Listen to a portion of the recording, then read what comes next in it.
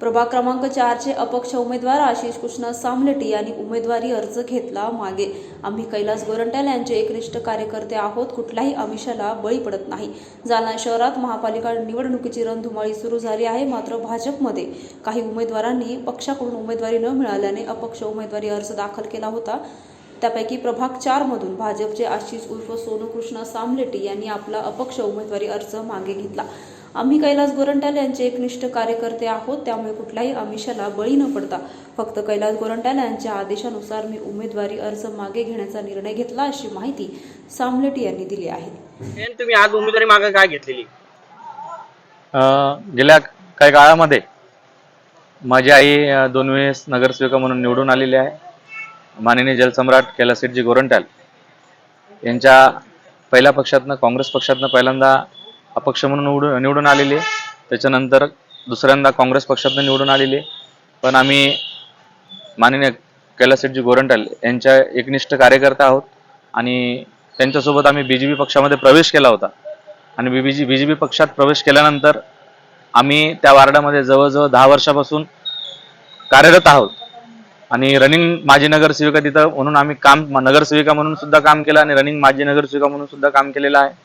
पण काय झालं ते माहीत नाही. शेवटच्या दिवशीपर्यंत आमचे साहेब यांनी सांगितलं होतं की बाबा OBC या प्रवर्गातनं तुम्ही फॉर्म भरा. आम्ही तो फॉर्म भरला होता.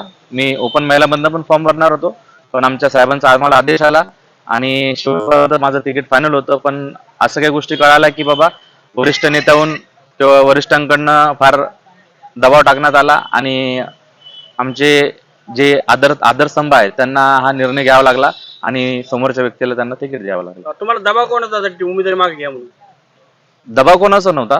मी आज एकनिष्ठ आहे माननीय कैलासजी गोरंट्याल आणि आमचा परिवार आणि आमच्या परिवारातले माझे जे मित्र कंपनी आहे, माझा परिवार आहे, माझा प्रभाव आहे. तर हे सर्व लोक माननीय जलसम्राट कैलासजी गोरंट्याल यांच्या घरी जाऊन, निवासस्थानी जाऊन यांच्याशी चर्चा केली, त्यांची भेट घेतली. साहेबांचा जो आदेश आहे तो आदेश आमच्यासाठी अंतिम आहे आणि आजही आणि उद्याही आणि येणाऱ्या भविष्य काळातही आम्ही एकनिष्ठच राहणार आणि एकनिष्ठच आहोत. तुम्ही कोणत्या उमेदवाराला पाठिंबा दिला? तुम्ही उमेदवार मागे घेतल्यानंतर उमेदवारीला पाठिंबा म्हणून नाही सांगता येणार, पण प्रभाग क्रमांक 4 मधले जेवढे काही BJPचं पॅनल आहे, साहेबांच्या आदेशानुसार मी त्या पॅनलचं काम करेन.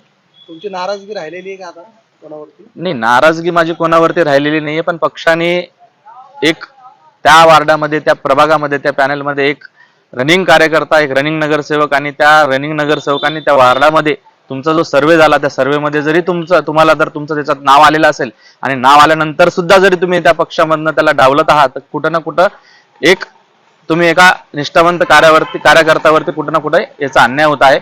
तरीही आमचा साहेबांचा जो आदेश आहे तो आदेश आम्ही पाळणार आणि इथून पुढे पक्षाचंच काम करणार, एवढं मी सांगतो. माझं नाव सामलेटी आशिष कृष्णा, माझी आई नगरसेविका. मी प्रतिनिधी म्हणून आज गेल्या 10 वर्षापासून गोरंट्याल साहेबांचं काम करत आहे, पक्षाचं काम करत आहे.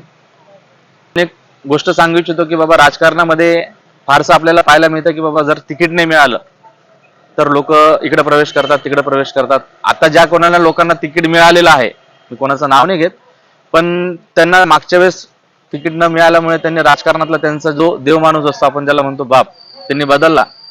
पण मी एकनिष्ठ कार्यकर्ता आहे, निष्ठावंत कार्यकर्ता आहे. मी माझ्या राजकारणातला देवमाणूस आणि माझा बाप जो आहे राजकारणातला, तो फक्त आणि फक्त कैलासजी गोरंट्याल हेच आहेत, एवढंच सांगतो. आणि त्यांच्या आदेशाने मी आज फॉर्म मागे घेतलेला आहे आणि त्यांच्या आदेशानेच मी त्यांचे जे आदेश तुम्हाला देतील त्या मी भाजप पक्षाचं मी काम करणार, पॅनलचं काम करणार आहे.